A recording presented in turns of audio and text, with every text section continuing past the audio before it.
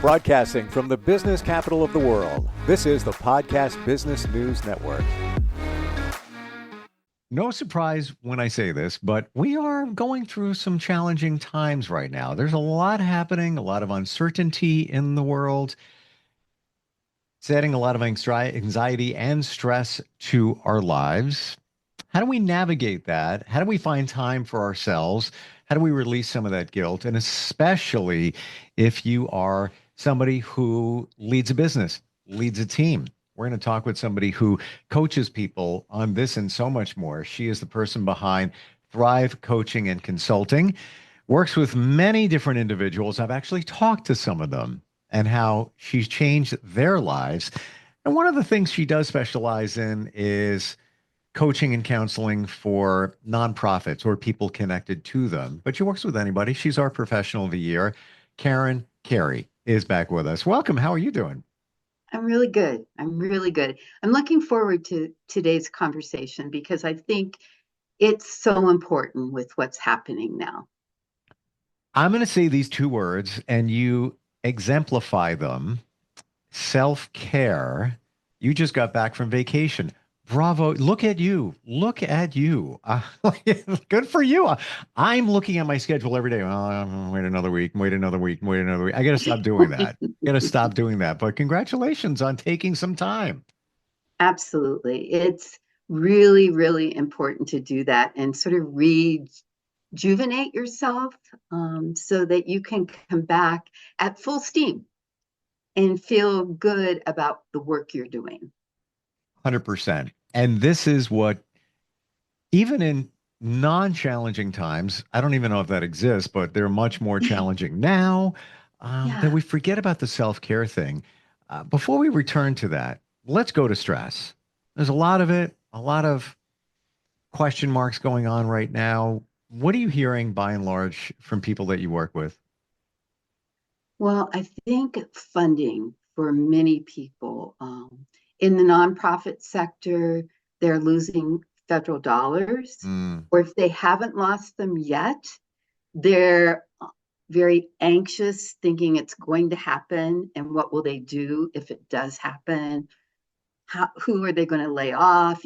All those questions. And if you're a business owner that's not a nonprofit, you're struggling with products. Are you going to get what you need? And if you are able to get those products, how much are you going to have to increase the cost to cover, your expense so you can stay afloat and be successful? So there's just so many reasons why people are feeling anxious, I think is really a good word right now. What do you say to somebody who is just stressed out? Like, how do you, in a perfect world, I'm bailing. I'll see you in a week. Bye. Not realistic always. So, what do you say to somebody who is feeling the pressure and just, oh, everything going on? How do they navigate that? Well, I think, first of all, keeping in mind that we only have so much control, and we can only have control of ourselves and our behaviors. And I think, first of all, is making sure, really looking at yourself and saying, okay, how am I taking care of myself? Am I exercising daily? Am I eating healthy? Am I getting a good night's sleep? Those are really important things, because if your body is run down and you're eating fast food all the time and you're sitting and instead of moving and getting exercise, those all contribute to how you feel, which contributes to your stress. So the first thing I would do was to talk to people about how are they taking care of themselves. Do you feel that many of us don't realize what those things can do to move us along, reduce stress? Like, all right, so I'll go for a jog or I'll go for a walk. Oh, what's that going to do for me? We don't see the massive benefits from it. I know what I tell people, and I've worked with people who are depressed. And, you got to get those endorphins moving. Mm. And it's amazing if you go out and take a brisk walk during the day. We all get breaks, we all have lunches, but if you go out and get some fresh air and sunshine and walk at a quick pace, you're going to feel a lot better. And it works. I love, Steve, you know what? I love just the way you say that. It works. Like, it, hello. It does. And there's a reason I feel that, like, okay, beautiful day out today. You're stuck inside. Actually, let me rephrase that because that's a negative. I just caught myself. You're stuck yes, you inside. did. Very No, good. you have things to do. You happen to be inside. Have to find the time to go outside, even if it's for 10 minutes. Fresh air, see a tree, take a moment, breathe, reset, all of that. I don't think we realize the impact. Absolutely. One of the things that so many leaders do, whether they're in a nonprofit or a business, is they work, work, work, and they put in all these hours and they work through lunch Mm, mm, and they don't leave their desk. And they think, oh, I'm really producing, I'm really doing well. But at the end of the day, you're right. I know where you're going with this, and yeah, go, keep going. what have you accomplished? It used to be that when you went for an interview, if you were a leader, they'd want to know, can you multitask? Because that seemed to be the big thing. You need to be able to handle 6 million things all at the same time. But now they've shown that studies show that that is the worst thing you can do.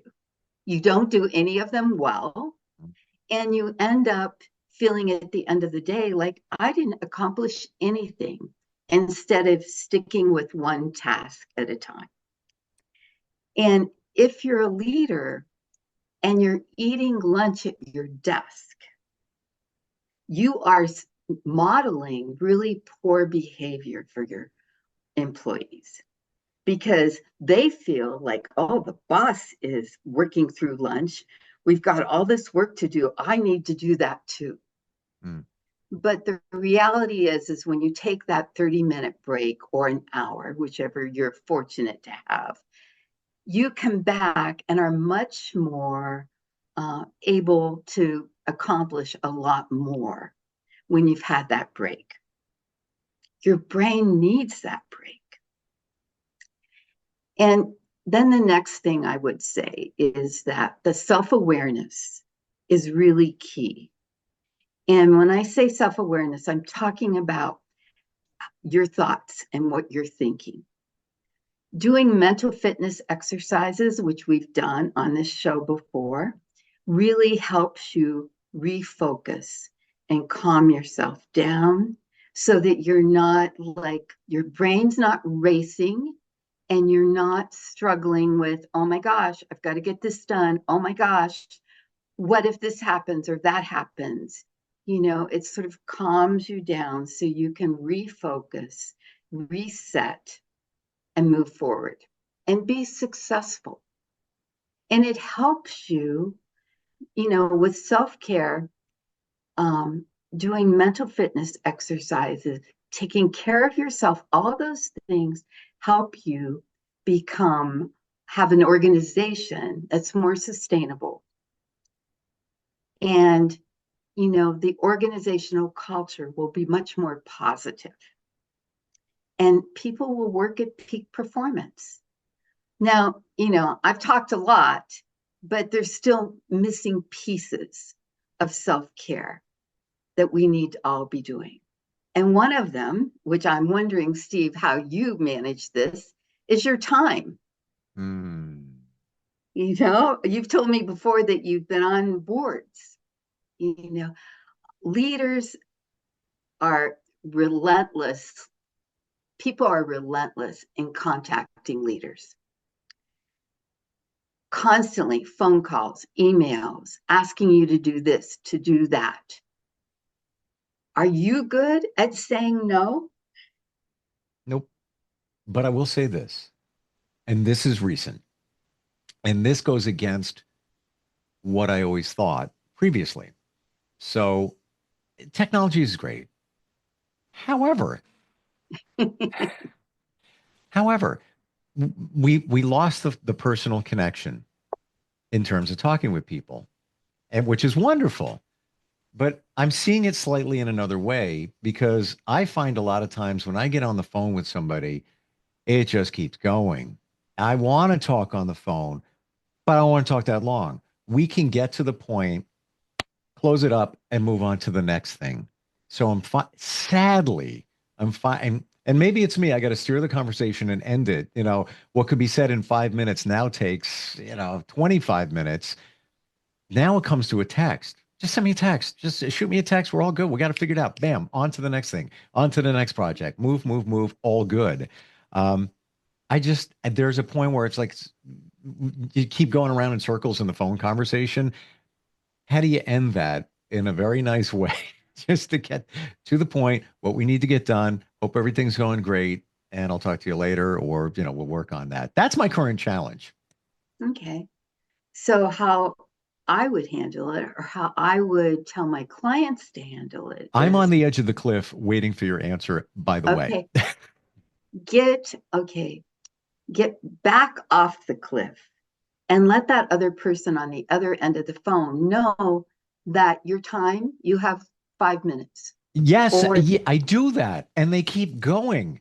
well, you need to be able to say, listen, That's it. I've given you my 5 minutes, and please text me any other information or details that you need, Mm. because I have an engagement or a meeting that I'm running late for right now. So thanks. It's been great talking to you, but we'll finish this up over a text. People are needy. Well, I know, exactly. And I think part of that is technology, because we're so often not having that one-on-one conversations. And It's I text agree and with you. email. Yes, yes. The interpersonal connection is lost, but Yeah. then we need to blend we are all busy. And yeah, I had a conversation this morning. I said, I got 6 minutes, 6 minutes, let's go. And then that turned into probably 16 minutes, if not more than that. My bad for not saying, gotta go, let's. Yeah, you can do that and be polite and not rude. And if you only have 6 minutes, maybe you tell them you have four. Yes. You can do that. You're in control of yourself. And I think that's what we all forget often, is that we let the other person that we're talking with control the narrative, instead of us like speaking up and taking care of ourselves.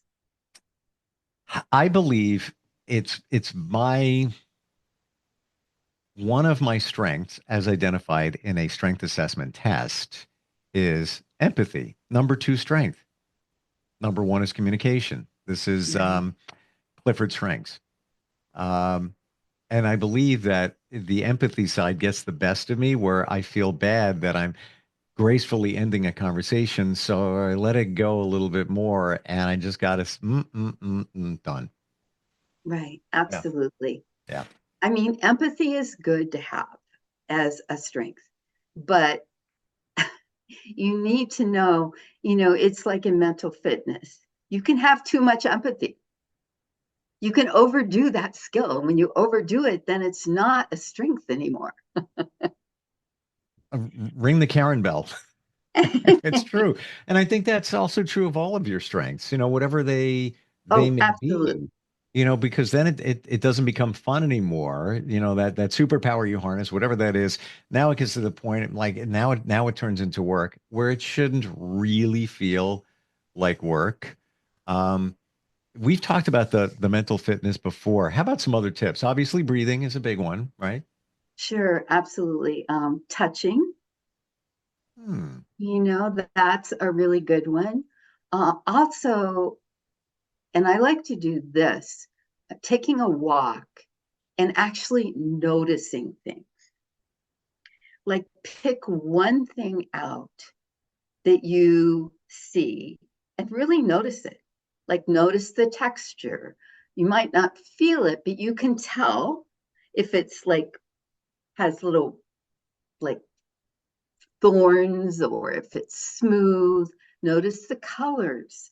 Notice things like, for example, the shadows of something. Mm. Notice all those things that you normally would not notice. In fact, you go, oh, that was a pretty tree. And that's it. But there's so much more beauty to it, but we don't pay attention to that. So that's another thing. It really helps your brain to focus on those kind of things And rather those than things you're speed mentioning, along. those are the things that we had and did when we were kids, when life was carefree, fun, and easy. And just what you said happened to me like a week ago. I had a quieter weekend. So Monday, I'm very chill. That's good. Driving, come to a light right at the corner. I looked at my steering wheel and I'm like, look at how they did that. Look at the craftsmanship. How, wow, they stitched that. They did that. And I really still, wow. Karen, in that moment, it was only 4 seconds, but it transported me back to my childhood and I felt like I was a kid again. That curious, that wondrous curiosity. Right. And it was a reminder that I need to do that. And then we all need to do that to go back to that because that's what made your childhood great. In a little Ab- detail. Absolutely. Another thing that you can do is sounds. Listen to sounds. Mm. Like if you're on the walk, you actually notice that birds are chirping. How often do you notice that? You might hear the dog barking, but you don't always hear the birds. And that can really be meaningful and really help you feel, really energize you. It's like, wow, I really do live in a gorgeous community. There's birds, and I may be in the city, but we still have birds, and they're happy and they're chirping, you know. So those are some of the things. So one thing I don't want to lose track of is going back to self-care. Mm. Having a really good support system is really important. So when you have challenges, that you have someone that you can go to. Sometimes it's your peer. Once in a while, a friend will work. It just depends. And sometimes that's why people have coaches, is to give you that support and tell you sometimes things you don't want to hear, and also provide you that support and let you know that you are doing a really good job. So don't let those negative voices, those saboteurs, keep you from moving forward. Don't get stuck. I I feel that many of us feel guilty about self-care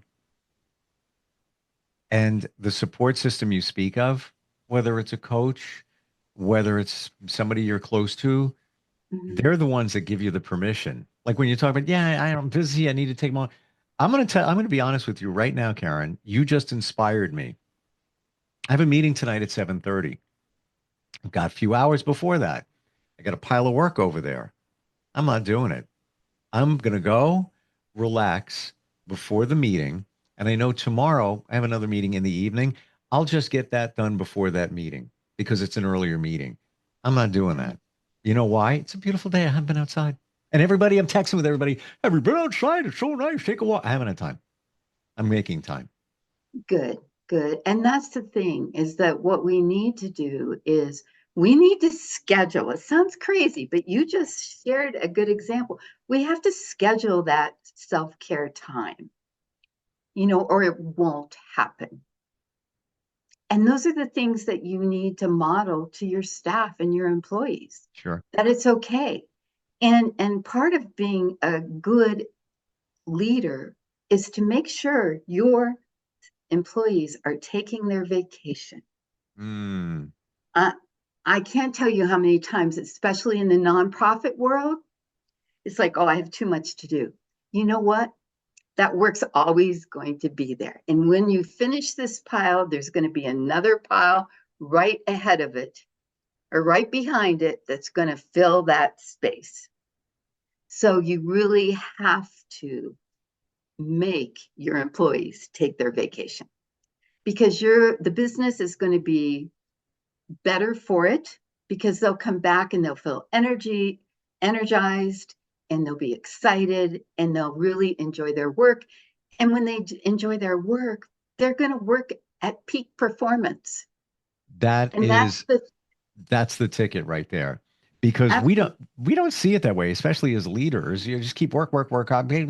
You want to have that feeling of accomplishment. So let me get through that stack. Let me go do it. But how well did you do it? And how much better could you have done it if you came to it refreshed? absolutely. It's a huge difference, a huge difference. And also wanting to go home and feel like I did good today. I got the things I wanted to accomplish and I took care of myself. And I'm not going home and like feeling like I'm too tired to even eat dinner, which happens so often. Or you skip dinner Mm. and you work more until you can't do it anymore. And then you go to bed. Do you feel that many times we don't give ourselves credit for what we've done? What do I mean by that? Here's your work day. You did this, you did this, you did this, you did this, but you're looking at this over here. I want to feel accomplished, like I got everything done. But you don't look back at, 8:30 when you started and you did all of these things along the way because you're focused on, maybe four things that you wanted to get done before the end of the day. So you felt more accomplished. Do you feel that we don't take inventory of our progress? Absolutely. I absolutely agree with you. And I think that's why it's important not to take on too many different tasks for the day. Mm. Take on two if you really feel that you can accomplish both of those and do them well. And if you accomplish that, go on to the next one. And actually, maybe take a minute and celebrate when you do accomplish one of them. Yeah, go And outside say, and take a walk. Reward yeah, yourself. absolutely. Absolutely. I've worked with a lot of executive directors, and it's sort of like parenting. Mm. There's that saying, do what I say, but not what I do. Hmm. Leaders do the same thing. They work hard, they work 10-hour days, they don't take lunch, but they're always saying, you got to have self-care, you got to take care of yourself. Well, employees don't feel comfortable doing that. When their leader, Yes. they see their leader, not taking care of themselves, Be the feeling example. like work is so important, right? Our lives are what are important. Work is work. And even though we might be passionate about what we do, we still need to take care of ourselves because we are not our work. We are a person who has skills and talents and enjoys life. We only live once. So we really need to make sure we're taking care of ourselves. Many of us feel our identity is our job, and that's Oh, kind of where it goes absolutely. wrong. Yeah. Yeah. And then when you retire, heaven forbid, when you finally retire, a lot of times those people end up going back to work because they feel lost, or some actually have known to commit suicide because they have felt like there's nothing for them. Mm. They lost themselves. So we need to, and another part of taking care of yourself is having, participating in activities that you love, that bring joy. You know, because if you have those, not only are you going to be refreshed and be joyful, but when you retire someday, hopefully those same hobbies and activities that you were doing, you can continue doing. So you don't lose yourself in the work. It's just really not very healthy.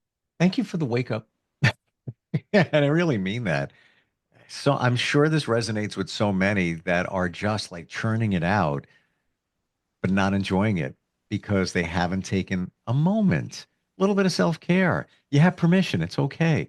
And if you're trying to figure this out, trying to move you and your staff forward in terms of your professional life, even your personal life, you are available. How do we find you, Karen? What's the best way?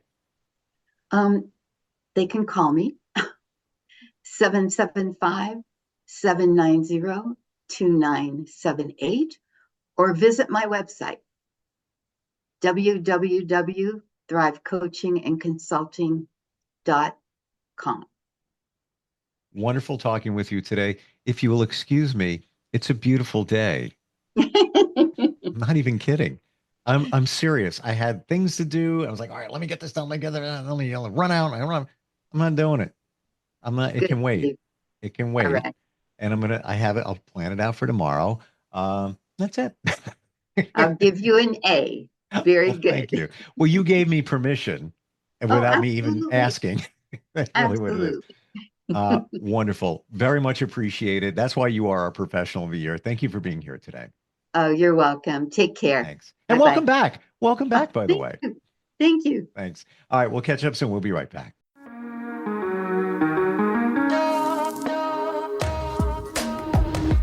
Broadcasting from the business capital of the world, this is the Podcast Business News Network.